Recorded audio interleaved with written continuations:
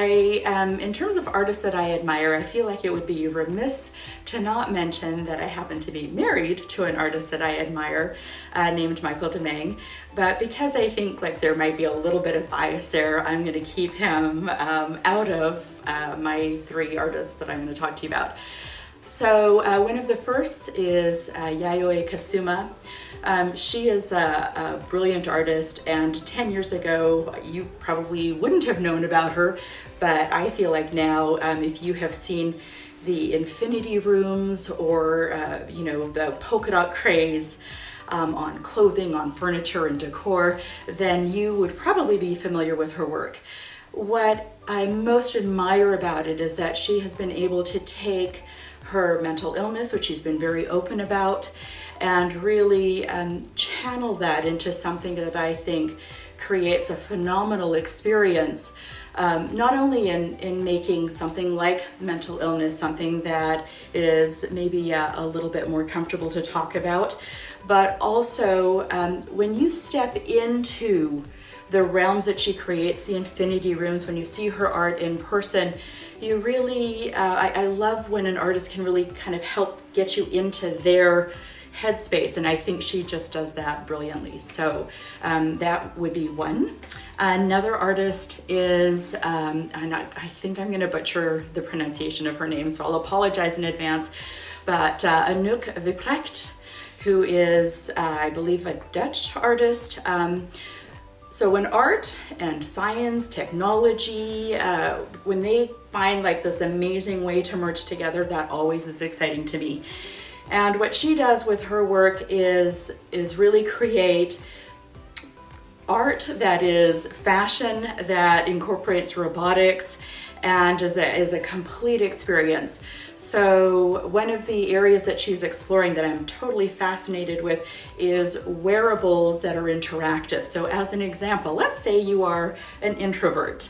And I am very much an introvert on many occasions, so I definitely appreciate this. Imagine if you could wear a dress where as soon as someone walks into your personal space, you have like spider attachments that come out and sort of attack whoever is, encroaching on your space. I think that's very cool to have sort of this non-verbal wearable art form that communicates feelings and emotions, because that is a lot of what art is about, is communicating feelings and emotions. So if you are not familiar with her work, I definitely think you would be very fascinated to check it out. She has TED Talks and all kinds of great stuff. The third artist that I absolutely admire is Helma af Klint, and she really was a forerunner, a predecessor of a lot of abstract art, and a lot of her work was motivated by an exploration of spirituality and what might have at the time been sort of considered like occultism.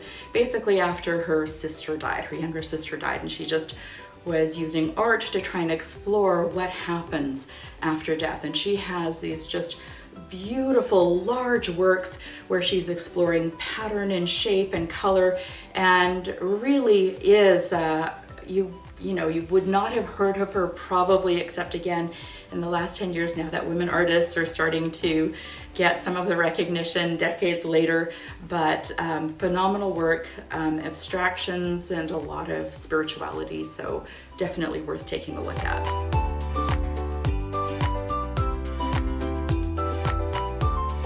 So Françoise Gillot. She's a French painter that now lives in New York City. She's 99 years old and still paints every day. She was the common-law wife of Picasso, and they had 2 children together. I want to paint until the day I die, and so she is just, not only do I love her work, I'm so inspired by her work, but I love that she's such an inspiration to me to keep doing it no matter the age. The next artist is Barbara Gallagher. She was an artist out of Montgomery, Alabama, and I know of her from a very young age because she lived near my grandma Jeanne, and my grandma owned many of her works. I love that she painted massive pieces, and all of the women seemed so strong and confident to me. I'm sorry that I never had the opportunity to meet Barbara, but so happy that I have a few of her pieces in our home.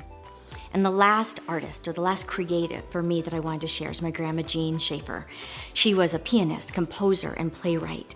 Her influence was foundational in my love of surrounding myself with interesting people and music, sculptures, plays, books, art, good foods. And you only buy what speaks to you, and not because others tell you it is of value. She was in no way perfect, but she showed me at a very young age how to live artfully and how to gather people. And we've had a library of some form in each of our homes, and this is because of her.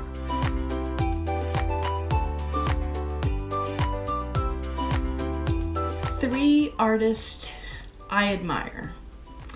I was thinking about the fact that my tagline is living the art life. I'm creating, exhibiting, teaching, living the art life. So I was thinking of artists who I think are also exhibiting those characteristics.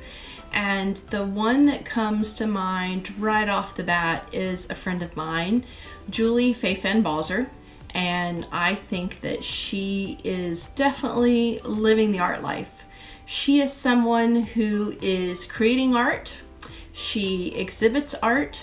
She is teaching art, and she's living the art life. I have mad respect for her. She is someone who's creating daily.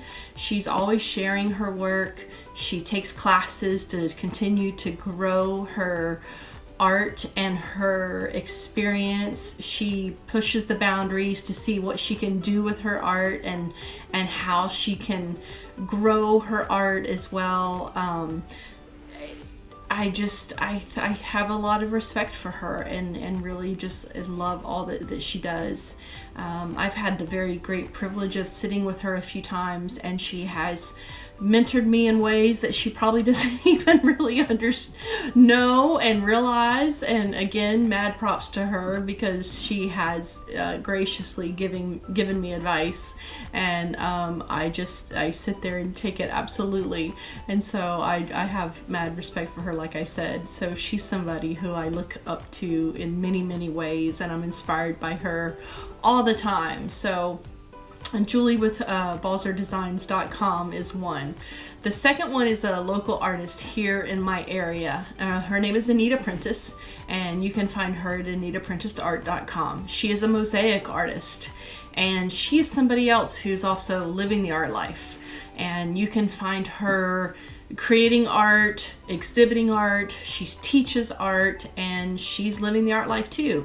I have mad respect for her. She gets out and she hustles. She's always working. She creates art. If you've been anywhere on the Treasure Coast in any public area, you've seen Anita's work somewhere. She creates mosaic benches and mosaic artwork that's going to be all downtown Fort Pierce, Stewart, Port St. Lucie, all these different areas. Her work, number one, is absolutely beautiful and stunning, but I love the fact that she also gives back to her community in little ways. She serves her community, she serves on boards, she gives back, she does community service in different ways.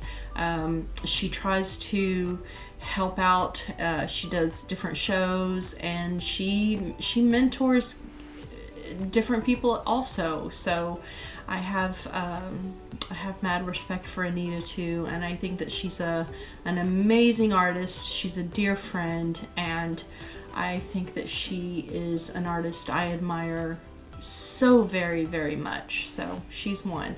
The third artist is somebody I've not had the privilege to meet, but it's somebody who I am just in awe with their artwork, and I find inspiration looking at their art. Her name is Lori Field, and I had the privilege to see her art in person at Art Basel in Miami, and I'm just fascinated by her mystical, dreamy world that she creates. And you can find her art lori-field.com.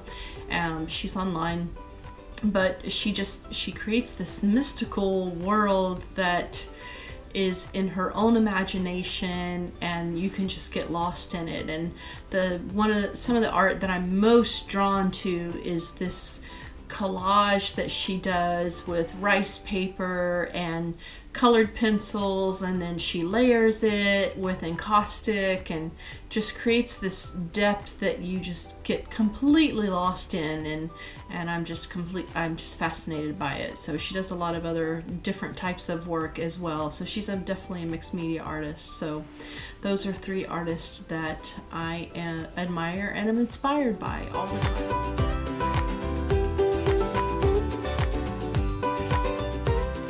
I admire a lot of artists, but I frequently look back through history, and I study art history, and I'm a book person. And so I like to have the books of the artists I admire so that I can study them and really look at them. And I'm going to introduce you to 3 of my favorites and tell you why. First of all, Richard Diebenkorn. And I have this little book of his paintings and drawings from 1943 to 1976. I like Richard Diebenkorn's work because of the way he divides space on the substrate or the canvas or the paper or whatever it is. Here's a couple examples. He's a genius at division of space, and I look to him a lot for that, and I study his work, and genius. The next one is J.M.W. Turner. He is a landscape painter. Actually, he's no longer with us, but I love the depth of color and the glow that he got in his paintings. This is a close-up of one of his paintings. Just look at that glow, and it's extraordinary. And I love his works for that reason. And then lastly, this one is a little bit out of the box because this guy's a calligrapher, Thomas Ingmeier. And I like how he uses words and incorporates them into abstracted pieces. And so it's the line work that really rocks my boat. I mean, look at that. Can you see it close up? Those are all letters. And then you bring it away and he's formed an abstract. And over here, the same thing. I mean, that just makes my heart go pitty-pat. Love it.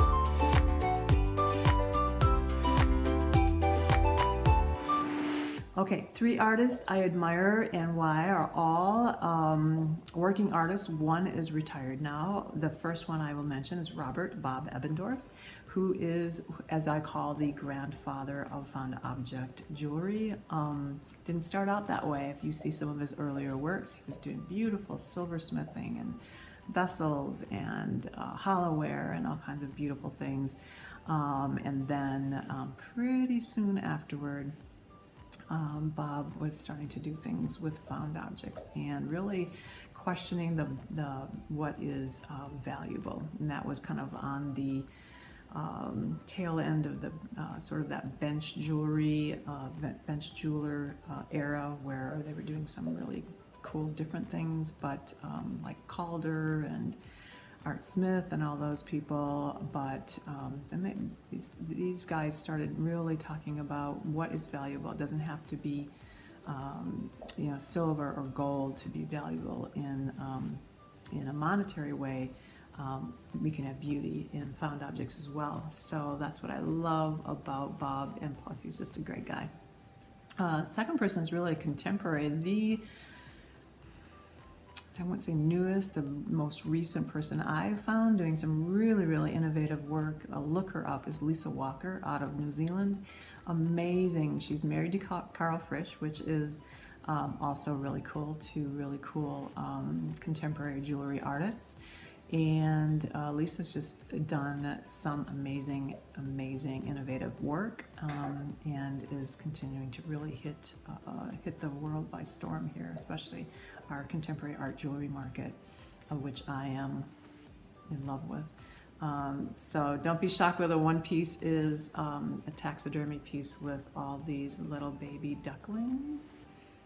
You might feel a little weird about that, but it's pretty pretty interesting. It's not all like that. The third person is Betsy Youngquist. Betsy does jewelry, but she's really more of a seed bead, tiny bead, mosaic sculptor, I guess, and she does some really kind of surreal type things, animals, where she maybe juxtaposition of a doll's face and puts that on an animal's thing, and everything is tied together with these beautiful gemstone and seed bead, and I think she even takes like vintage pieces and puts them all together. Look her up to Betsy Youngquist, she's from Rockford, Illinois, being a Midwesterner by heart. Betsy is really one of my faves as well. So look them up. Hey guys, my name is Kat Kerr, and thanks for joining us in our chat. A huge thank you to the creatives that have taken the time to answer these questions. And if you want to participate, you can also answer the question in the comments below. This way, if somebody's watching the video and they want even more suggestions or tips or advice, all they have to do is look at the comments below. So thanks for watching, and hopefully we'll see you at the next art chat.